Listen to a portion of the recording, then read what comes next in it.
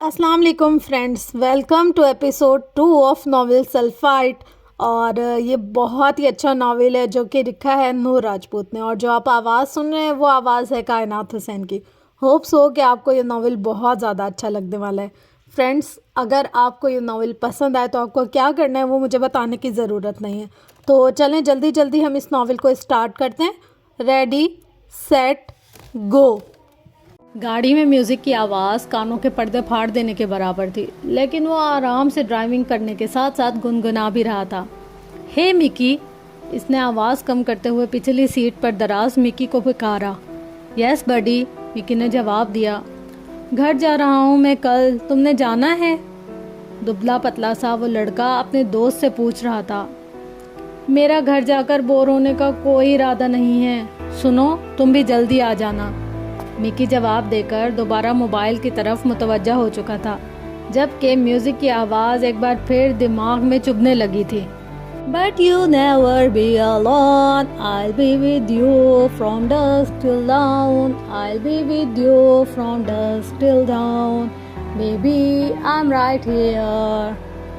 इसने गाड़ी सड़क के किनारे खड़ी की और सीट से टेक लगाकर आंखें बंद कर लीं। 2 घंटे की परफॉर्मेंस के बाद वो थोड़ा सा थक गया था। जाने इसका दिमाग कहाँ पहुँचा हुआ था जब अचानक गाड़ी के शीशे पर किसी ने दस्तक दी। इसने झट से आंखें खोलीं। इसकी समात दूसरों की निस्बत काफ़ी तेज़ थी।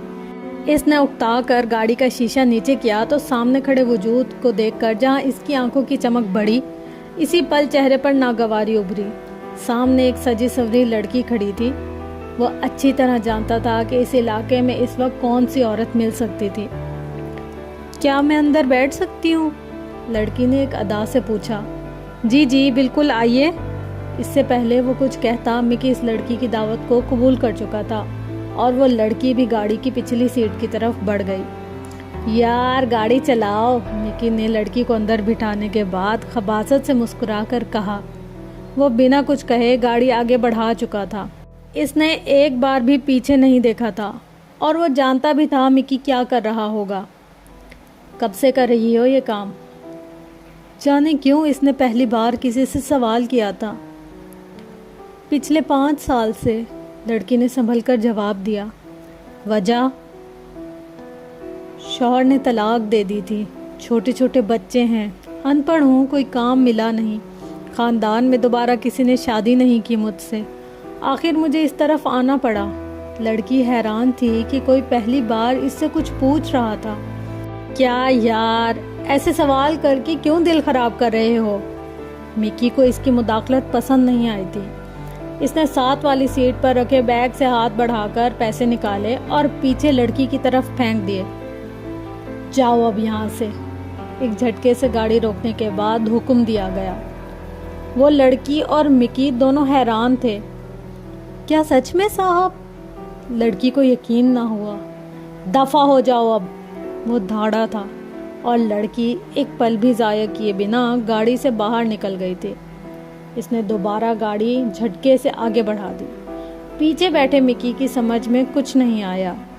वो तो अपने हिसाब बराबर रखने वाला शख्स था, फिर आज कैसे? मिकी सोच रहा था, लेकिन कुछ पूछा नहीं। वो जानता था आगे बैठे शख्स का दिमाग किसी भी वक्त उलट सकता था। अलबत्ता इसका मूड बुरी तरह ख़राब हो गया था। हमारे हिंदू धर्म में तलाक नहीं है, तो मुस्लिम लोग तलाक क्यों देते हो? अगर तलाक के बाद इस औरत से कोई शादी ना करे और मजबूरन वो जिस्म फरोशी पर आ जाए तो इसका जिम्मेदार कौन होता है? तुम लोगों से अच्छा तो हमारा धर्म है, जिसमें तलाक है ही नहीं और औरत हमेशा अपने पति के साथ रहती है। इसके जहन में आज सुबह इसकी पोस्ट पर एक इंडियन लड़की ने जो कमेंट किया था वो गूंज रहा था। वो लड़की वक्तन फ़वक्तन इससे अजीब व गरीब सवाल पूछती रहती थी। खुद को वो इसकी मद्दाह बताती थी, लेकिन इसके सवाल हमेशा अच्छे होते थे। लेकिन आज शालिनी ने जो सवाल किया था, इससे इसका दिमाग बुरी तरह घूम गया। आई एम नॉट अ मुस्लिम, इसने बस ये जवाब दिया था। Oh really? शालिनी को ज़बरदस्त झटका लगा था। इसके बाद वो 1000 कमेंट कर चुकी थी, मैसेज कर चुकी थी, लेकिन इसने जवाब देना ज़रूरी नहीं समझा था। और अब इस वक्त इस लड़की को देखकर इसे वो सवाल याद आ गया था।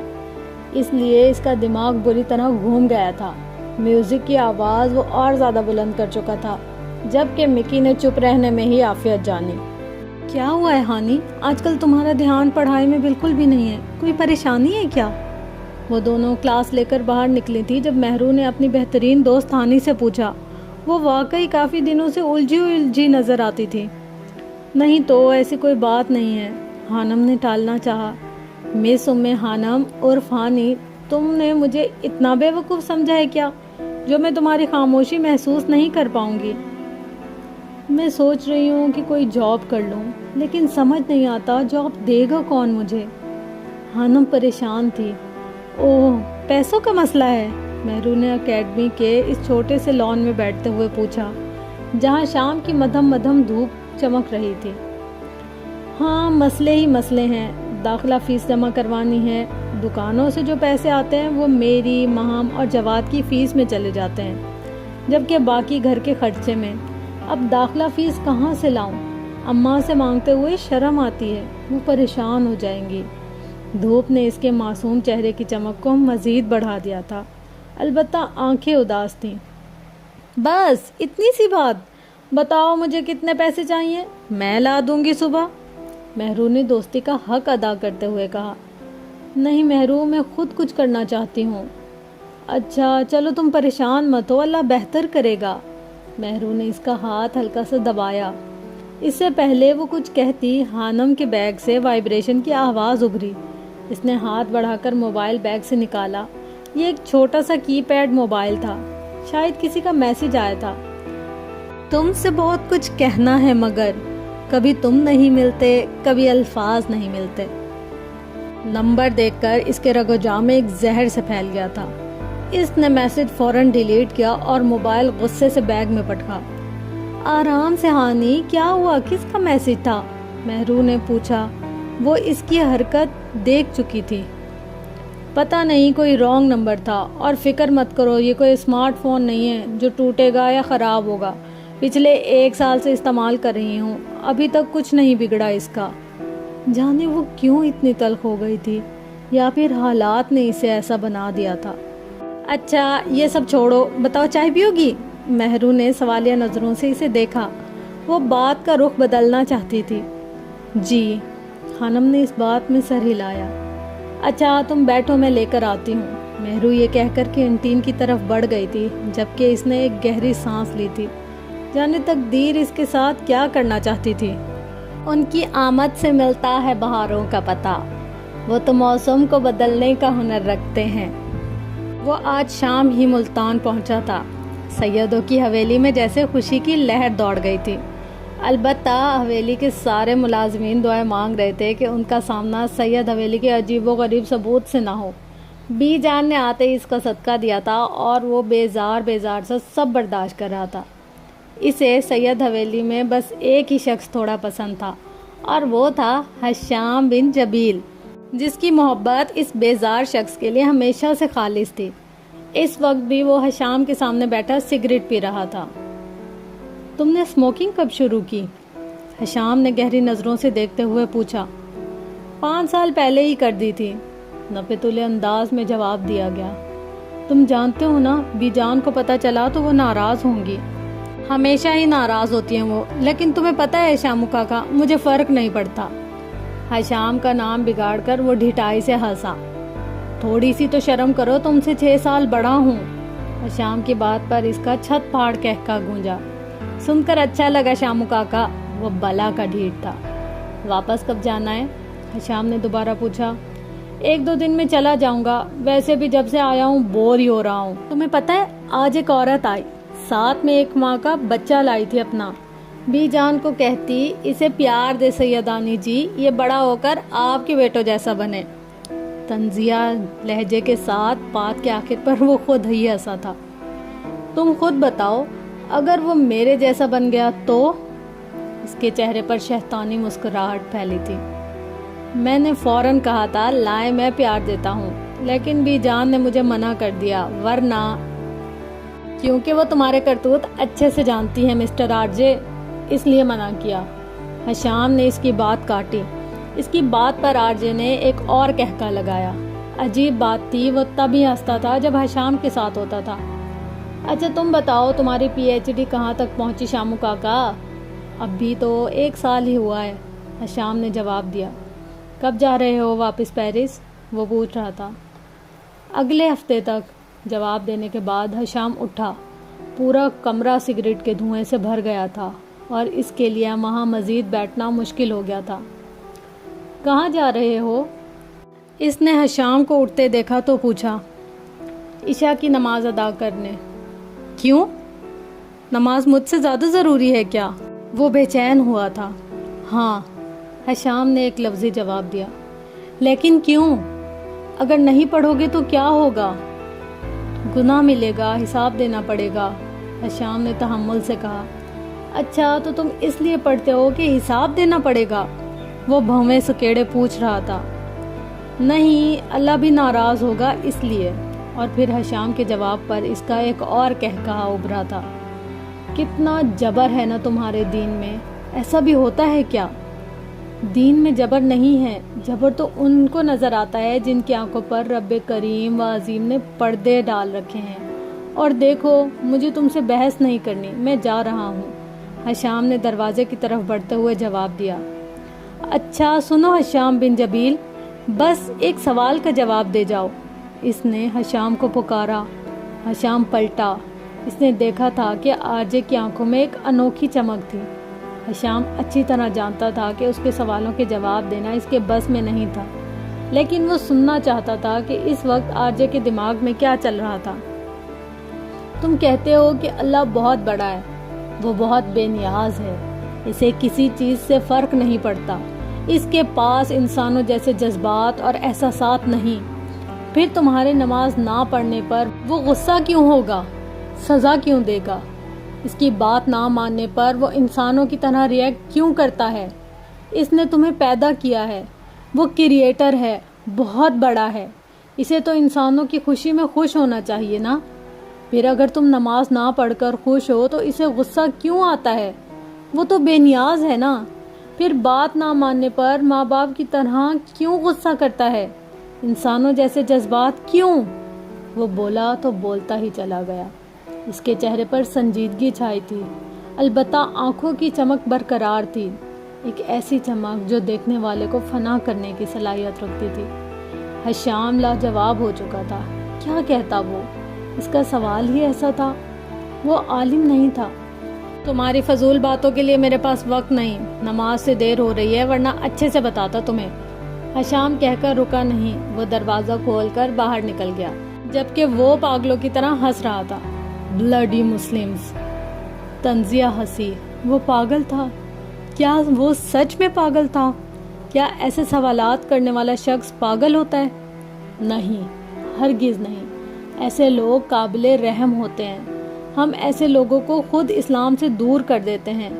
اسلام میں سوال کرنا گناہ نہیں ہے، جبکہ ہم کسی بھی ایسے سوال کو بنا سنے بنا سوچے منطقی عالم و مفتی بن کر کسی کو بھی دائرہ اسلام سے نکال دینے کا فتویٰ صادر کر دیتے ہیں، جو کہ آرجے جیسے بھٹکے ہوئے شخص کو راہ راست پر لانے کے بجائے مزید باغی بنا دیتا ہے۔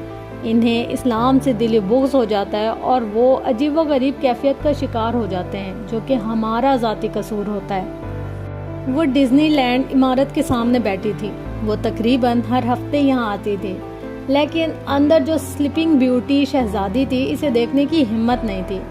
عمارت کے باہر بیٹھی رہتی اور پھر واپس پلٹ جاتی۔ سینکڑوں لوگوں کے ہجوم میں وہ گم ہو جانا چاہتی تھی لیکن ہوتی نہیں تھی۔ کچھ یادیں تھیں، کچھ باتیں تھیں جو اس کا پیچھا نہیں چھوڑتی تھیں۔ سردی کی شدت نے جیسے اس پر اثر کرنا چھوڑ دیا تھا۔ ٹھنڈی ہوائیں ہڈیوں میں چبھ رہی تھی لیکن وہ ساکن بیٹھی تھی۔ کندھوں پر بکھرے بال ہوا چلنے کے باعث چہرے کو چھو رہے تھے۔ سر پر اوڑھا اسکارف بھی اڑنے لگا تھا، لیکن شاید اسے کچھ محسوس ہی نہیں ہوتا تھا۔ ہیلو اینجل، اچانک سے عقب سے آواز سنائی دی۔ اس نے پلٹ کر دیکھا تو میڈی اپنی پوری بتیسی نکالے اس کے سامنے کھڑا تھا۔ میڈی تم یہاں؟ وہ حیران ہوئی۔ ہاں، وہ میں ادھر سے گزر رہا تھا تو سوچا تم سے مل لوں۔ وہ گھبراہٹ میں الٹا ہی بول گیا تھا۔ کیا واقعی؟ تم یہاں سے گزر کر کہاں جا رہے تھے؟ اور کیا میرا گھر یہاں پر ہے جو تم ملنے آئے ہو؟ नहीं, वो मैडी बुरा फंसा था। बोलो अब, एंजल ने अपनी मुस्कुराहट छुपाई। मैडी इसका क्लास फेलो था, लेकिन थोड़ा पागल था। अक्सर एंजल के चेहरे पर मुस्कुराहट का बाइस बनता था। अच्छा सुनो, ये सब छोड़ो, बताओ चाय पियोगी? मैडी ने बात बदली। पी चुकी हूँ। अच्छा चलो, मैं आइसक्रीम लेकर आता हूँ, यहाँ से हिलना मत। मैडी ने इसे हिदायत की और खुद आइसक्रीम बार की तरफ बढ़ गया, जबकि एंजल एक गहरी सांस लेकर रह गई थी। इसने रुख पलटा। डूबते सूरज की किरणें इसके चेहरे पर पड़ी। चेहरे के खास हिस्से पर कोई चीज चमकी थी, जैसे कोई मोती, लेकिन इसे एहसास नहीं था कि किसी शख्स की निगाहें इस पर जमी थी, जो इस रोशनी को देखकर जम सा गया था। क्या इसने अपनी चिन मतलब थोड़ी पर कोई मोती लगा रखा था? अचानक अजीब सी बेचैनी इसके अंदर फैल गई थी। नजरों की तपिश इसे महसूस होने लगी थी। तब इसकी नज़र मैडी के पास खड़े इस शख्स पर पड़ी थी, जिसका आधा चेहरा छुपा ही रहता था और वो बोल भी नहीं सकता था। ये यहाँ भी? वो कोफ्त में मुब्तला हो गई थी। वो जहाँ भी जाती थी, वो शख्स इससे पहले वहाँ मौजूद होता था। इसकी आंखों में एक अजब सा तासुर होता था, जो इसे अंदर तक झंझोड़ देता था। वो तो कभी कभी मैडी की हरकतों से उकता जाती थी, और ऊपर से ये शख्स। इसका मूड एकदम खराब हुआ और वो उठी और कदम स्टेशन की तरफ बढ़ा दिए। मैडी की नज़र अभी इस पर नहीं पड़ी थी, लेकिन वो शख्स इसे जाता देख रहा था। आइसक्रीम लेने के बाद जब मैडी पलटा और एंजल को वहाँ से गायब पाया, तो वो स्टेशन की तरफ भागा, जबकि पीछे इस शख्स के चेहरे पर मुस्कुराहट फैल गई थी। वो इसे मैडी के साथ आइसक्रीम हरगिज नहीं खाने दे सकता था। जीतना इसकी फितरत था। वो हमेशा से जीतता आया था, बिना कुछ कहे, बिना कुछ करे। रक्शे वाले ने इसे गली के सामने उतारा था। वो किराया देने के बाद चादर से खुद को अच्छी तरह ढांपती गली में दाखिल हुई थी।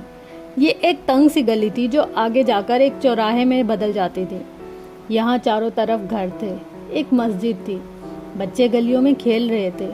इसका रुख अपने घर की तरफ था। सब्जी की दुकान पर लोगों का हजूम था। गली के दोनों अतराफ ऊंचे ऊंचे घर थे, अलबत्ता गलियां पक्की थीं। वो घर से अभी कुछ फासले पर थी जब इसकी नज़र सामने से आते फकीर पर पड़ी।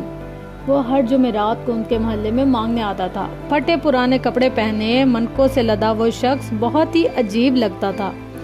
अल्लाह से इश्क नहीं कर सकता तो हरगिज नहीं कर सकता।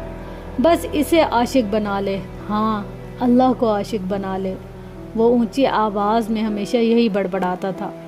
सब्जी की दुकान पर खड़े लोगों ने इसकी बात सुनी थी, और फिर सब्जी वाले ने आलू की थैली से एक आलू निकालकर इस फकीर को दे मारा था। बकवास करता है, पागल, जाहिल, अल्लाह को आशिक बनाता है, निकल यहाँ से। ये तो एक आम शख्स ने इसे धत्कारा था। अगर हम मंसूर हलाज का वाक़या दोहराएं, इस वक्त के सोए हुए उलमा ने इसे गुमराह होने का फतवा सादिर कर दिए थे। हुसैन बिन मंसूर हलाज ने अपनी ज़ात की नफ़ी की और अल्लाह के इश्क में मार्फत के बुलंद तरीन मकाम पर पहुंचकर अनाउल हक का नारा लगाकर खुदी के राज को फाश कर दिया। उलमा ज़ाहिर का दिल बेदार ना था, इसलिए वो इल्म व इरफान के फ़र्क को परखने से माजूर रहे और हालाज को गुमराह कहकर सूली पर लटका दिया। हालाज ने सूली कबूल कर ली, क्योंकि वो खुदा से मुलाकात का ज़रिया थी। डॉक्टर निकलिस लिखते हैं कि जब मंसूर को फांसी देने के लिए लाया गया, तो वो तख्तादार को देखकर इस ज़ोर से हंसा कि आंखों से पानी बहने लगा। इसके बाद लोगों की तरफ देखकर अपने दोस्त अबू बकर शिबली को कहा, आपके पास मुसल्ला है? उन्होंने कहा, हाँ। फिर मंसूर ने मुसल्ला बिछाकर 2 रकात नमाज अदा की। फिर इसे मसलूब कर दिया गया। इश्क हाजिर है सूली पर लटक जाने को, मौत से बढ़कर क्या सज़ा दोगे दीवाने को। बकौल अल्लामा इकबाल। मंसूर को हुआ लब गोया पयाम मौत, अब क्या किसी के इश्क का दावा करे कोई। हुसैन बिन मंसूर हलाज कैद व बंद में थे तो इब्न अत्ता आए और कहा कि आपने जो कुछ कहा है इससे माजरत कर लें। हुसैन बिन मंसूर हलाज ने कहा कि जिसने ये बात अनाउल हक कही हो उससे कहो माजरत कर ले। इस पर इब्न अत्ता रोने लगे। मौलाना रूमी मुस्नवी मानवी में लिखते हैं कि جس طرح حضور اقدس صلی اللہ علیہ وسلم کا مشت خاک پھینکنا جنگ بدر میں خدا تعالیٰ کا پھینکنا تھا، اسی طرح منصور حلاج کا الحق کہنا دراصل منصور کی آواز نہ تھی، بلکہ وہ خدائے حقیقی کی ذات کی آواز تھی جس میں منصور فنا ہو چکے تھے۔ صوفیاء کا بیان ہے کہ حضرت حلاج کو اس لیے شہید نہیں کیا گیا تھا کہ وہ حلولی تھے، بلکہ اس لیے کہ انہوں نے حق تعالیٰ کا راز فاش کر دیا تھا۔ خانم کی آنکھوں میں یہ پڑھا ہوا واقعہ ایک فلم کی مانند چلنے لگا، سب اسے پھر سے ہوتا ہوا محسوس ہونے لگا۔ خانم نے اپنی چیخ روکنے کے لیے منہ پر ہاتھ رکھا تھا۔ اسے برا لگا تھا کہ ایک سبزی فروش نے فقیر کو مارا۔ فقیر نے ایک نظر رک کر اسے دیکھا تھا۔ گھورتا کیا ہے، نکل یہاں سے اور دوبارہ یہاں مت آنا، دکان پر کھڑے لڑکے نے کہا۔ فقیر پھر رکا نہیں۔ اللہ کو عاشق بنا لو کی صدا لگاتا وہ آگے بڑھنے لگا، جب اس کی نظر گلی میں کھڑی خانم پر پڑی۔ فقیر نے غور سے اسے دیکھا تھا۔ اس کے چہرے پر چمکتی خاص چیز فقیر کو چٹکا گئی تھی۔ اس چمک کو چھپا لے، یہ بہت سو کو برباد کرے گی اور بہت سو کو آباد۔ وہ اس کے سامنے کھڑا ہوتا چلایا تھا۔ خانم ڈر کر پیچھے ہوئی اور پھر وہ فقیر آگے بڑھ گیا، جبکہ وہ دھڑکتے دل کے ساتھ کچھ بھی سمجھے بنا گھر کی طرف بھاگی تھی۔ میوزک کی بے ہنگم آواز نے بی جان کو کوفت میں مبتلا کیا تھا۔ تھک ہار کر انہوں نے آرجے کے کمرے کا رخ کیا۔ دروازے پر بار بار دستک دینے پر بھی جب کوئی جواب نہ آیا تو وہ اندر داخل ہوئیں۔ بے اختیار ہی انہوں نے دونوں ہاتھ کانوں پر رکھے، اونچی آواز میں میوزک لگائے سامنے لگی اسکرین پر کوئی مووی دیکھنے میں مگن تھا۔ بی جان کو حیرت ہوئی کہ اسے میوزک کی کان پھاڑ دینے والی آواز میں مووی کی کیا سمجھ آ رہی تھی۔ ارے بی جان آپ! اچانک اس نے ریموٹ اٹھا کر میوزک بند کیا، نظریں ابھی بھی اسکرین پر جمی تھی۔ بی جان کو حیرت ہوئی تھی کہ اسے کیسے آنے کی خبر ہوئی، وہ ہمیشہ ہی ایسے حیران کرتا تھا۔ یہ کیا تماشا لگایا ہوا ہے تم نے؟ سیدوں کے گھر میں اتنی بے حیائی، شرم نہیں آتی تمہیں؟ بی جان نے اسے ڈانٹا۔ او بی جان، کون سی بے حیائی؟ وہ پرسکون سا پوچھ رہا تھا، جبکہ بی جان کی نظر بے ساختہ اس کے کمرے کی دیوار کی طرف اٹھی تھی، جن پر لگی قابل اعتراض تصویر بے حیائی کا منہ بولتا ثبوت تھی۔ لا حول ولا قوت الا باللہ، بی جان بڑبڑائی تھی۔ ایک دو بار بی جان نے اس کے جانے کے بعد یہ تصویریں ہٹانے کی کوشش کی تھی، لیکن پھر ملازموں کی ایسی شامت آئی کہ اب سب اس کے کمرے کے پاس بھی نہیں بھٹکتے تھے۔ ملازم کیا سوچیں گے کہ جس خاندان کے افراد نے کبھی ٹی وی تک نہیں دیکھا، اس خاندان کا وارث ایسا کیسے ہو سکتا ہے؟ بی جان کو اس پر افسوس ہوتا ہے۔ میں تو ایسا ہی ہوں بی جان، اور مجھے کسی کی پرواہ نہیں ہے۔ اس نے ایک بار بھی پلٹ کر نہیں دیکھا تھا اور نہ ہی بی جان کو بیٹھنے کا کہا تھا۔ اللہ تمہیں ہدایت دے، آمین۔ بی جان کی بات پر اس کا چھت پھاڑ کہکا گونجا تھا، جبکہ بی جان اپنا خون جلاتی واپس چلی گئی تھی اور پورا کمرہ ایک بار پھر میوزک سے گونج اٹھا تھا۔ صبح کے 3 بج رہے تھے اور اتنی ٹھنڈ میں وہ سوئمنگ کر رہا تھا۔ حشام نے اپنے کمرے کی کھڑکی سے اسے دیکھا تھا اور پھر سر جھٹک کر کھڑکی بند کر دی تھی۔ وہ ایسا ہی تھا، اسے ساری رات نیند نہیں آتی تھی۔ البتہ جیسے ہی صبح کے 5 بجتے تھے اس کی آنکھیں بند ہونا شروع ہو جاتی تھی۔ وہ 24 گھنٹوں میں سے صرف 3 گھنٹے سوتا تھا۔ وہ مچھلی کی طرح ٹھنڈے پانی میں تیر رہا تھا۔ اسے عام انسانوں کی نسبت ٹھنڈ کم لگتی تھی۔ 4 بجے وہ اپنے کمرے میں لیپ ٹاپ کے سامنے بیٹھا تھا۔ شالنی کے بہت سے میسج آئے ہوئے تھے اور وہ کون سے لڑکیوں سے دور بھاگتا تھا۔ فوراً اسے جواب دیا تھا، تمہاری آواز اتنی اچھی ہے، تم پروفیشنل سنگر کیوں نہیں بن جاتے؟ شالنی نے پوچھا تھا۔ کال می آپ، اس کے تم کہنے پر آر جے نے ایک طرح حکم صادر کیا تھا کہ مجھے آپ بلاؤ۔ شالنی کی مسکراہٹ پھیکی پڑی تھی۔ اوکے مسٹر آر جے، وہ زبردستی مسکرائی۔ پھر وہ کافی دیر تک اس سے مختلف سوال و جواب کرتی رہی اور وہ ہر بار پہلے سے زیادہ اسے الجھا دیتا تھا۔ ویسا اچھا ہوا آپ مسلم نہیں ہیں، مجھے مسلمان نہیں پسند، لیکن آپ ہر طرح سے پسند ہیں اب۔ شالنی نے خوبصورت سی مسکراہٹ اچھالی تھی۔ لیکن مجھے تم ذرا نہیں پسند، وہ صاف گوئی سے جواب دے چکا تھا۔ کیوں؟ وہ حیران ہوئی۔ تمہارے چہرے پر معصومیت نہیں ہے، تمہارے ہونٹوں پر کشش نہیں ہے، ناک تھوڑی پھیلی ہوئی ہے، آنکھوں کو تم نے لائنر لگا کر بڑا کیا ہوا ہے اور رنگ کو فلٹر سے گورا کیا ہوا ہے، تمہارے جسم میں فٹنس نہیں ہے۔ وہ کمال مہارت سے جواب دے کر اسے سر سے پاؤں تک آگ لگا چکا تھا۔ کتنی ہی دیر شالنی کو یقین نہیں آیا کہ کسی لڑکے نے اس کے متعلق ایسی بات کی تھی۔ وہ جو اپنی خوبصورتی اور ذہانت دونوں میں مشہور تھی، اب گونگ بیٹھی تھی۔ How dare you! ہوش میں آنے کے بعد وہ چلائی تھی، جبکہ آرجے نیند کی وادی میں اتر چکا تھا، کیونکہ گھڑی نے 5 کا گھنٹہ بجا دیا تھا۔ یہ رحمان پروڈکشن کا اسٹوڈیو تھا۔ شاندار کیبن کے اندر مسٹر رحمان اپنی کرسی پر براجمان تھا، سامنے ٹی وی پر کسی گلوکار کی پرفارمنس دیکھ رہا تھا۔ سر آرجے نوجوانوں میں بہت مشہور ہو چکا ہے، اس کی فین فالوئنگ لاکھوں میں پہنچ چکی ہے۔ سیکرٹری نے اپنے سامنے بیٹھے مسٹر رحمان سے کہا، جو بہت غور سے گانا گاتے لڑکے کو دیکھ رہا تھا۔ جانتا ہوں، مسٹر رحمان نے 2 لفظی جواب دیا۔ پھر کیا سوچ رہے ہیں آپ سر؟ ہم اپنی نئی البم مرجان کے لیے اسے کاسٹ کر سکتے ہیں۔ آواز اچھی ہے، دم بھی ہے، لیکن لڑکی کے پاس جذبات نہیں ہے، اور تم جانتے ہو مجھے ایسے گلوکار پسند ہیں جن کی آواز دل سے نکلتی ہو۔ جی سر۔ پھر اب؟ سیکرٹری نے پہلو بدلا۔ پھر یہ کہ میں ابھی اسے نہیں کاسٹ کر سکتا، میں انتظار کروں گا تب تک جب تک اس کے اندر جذبات نہ جاگ جائے۔ اس کے دل سے نکلی آواز جب میرے دل پر لگے گی، میں خود جاؤں گا اس کے پاس، اور تب تک مجھے انتظار کرنا ہوگا۔ مسٹر رحمان نے غور سے آرجے کو دیکھتے ہوئے کہا، یہ تو طے ہے جب تک ہماری آواز دل سے نہ نکلے تاثیر نہیں رکھتی۔ جذبات کی آواز میں ایک الگ جادو ہوتا ہے۔ مسٹر رحمان نے اپنا فیصلہ سنایا تو سیکرٹری نے اس بات میں سر ہلا دیا۔ اسے آرجے بہت پسند تھا، وہ چاہتا تھا کہ ان کی اگلی البم میں وہ کام کرے، لیکن شاید وہ دونوں ہی نہیں جانتے تھے کہ آرجے کے پاس جذبات نام کی چیز نہیں تھی۔ اگر تھی بھی تو وہ اسے کنٹرول کرنا اچھے سے جانتا تھا۔